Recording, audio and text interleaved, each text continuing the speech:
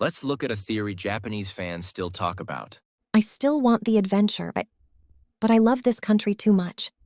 She screamed that across a port, through a speaker, while Luffy and the others stood with their backs to her so the Navy couldn't see their faces. Japanese fans have spent 20 years asking, did she make the right call? She said she wanted the adventure, and then she didn't go. How is that a clean ending?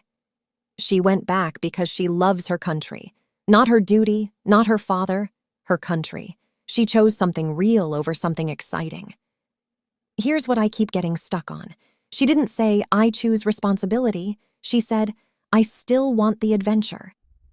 Both things in the same breath, and Luffy and the others didn't cheer. They turned their backs, raised their arms, said nothing. The Navy was watching. She said she still wanted the adventure. And then the story never asked again. It means bonds are real even without words. That's nakama. It doesn't need to be spoken. I've heard that. And it almost lands. Except, for a part of the Japanese fandom, the discomfort runs deeper than the usual praise. Because the question isn't whether Vivi loved her country. It's whether at 17, after infiltrating a criminal syndicate and watching people die for her, she was ever in a position where the answer could have gone the other way. That's the uncomfortable version. She couldn't really choose. If that's true, everything shifts. If the choice wasn't free, the farewell scene isn't beautiful. It's devastating. The smile, the tears, the raised arm, all of it lands differently. Wait, are people actually arguing that one of the most iconic moments in the whole series is a tragedy? It felt moving to me. That's exactly where Japanese discussions fracture. The mainstream read is still that this is the fullest expression of who Vivi is, someone at peace with loving her home more than her own freedom. The tears are grief. The smile is real. But that's why part of the fandom never settled.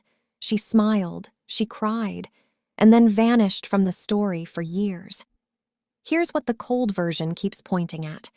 Robin's story forced the question into the open. What do you want for yourself? Vivi's never did. She named the desire once. The story resolved it in the same breath. She stayed. The ship left. That's what a good ending looks like. She found her place.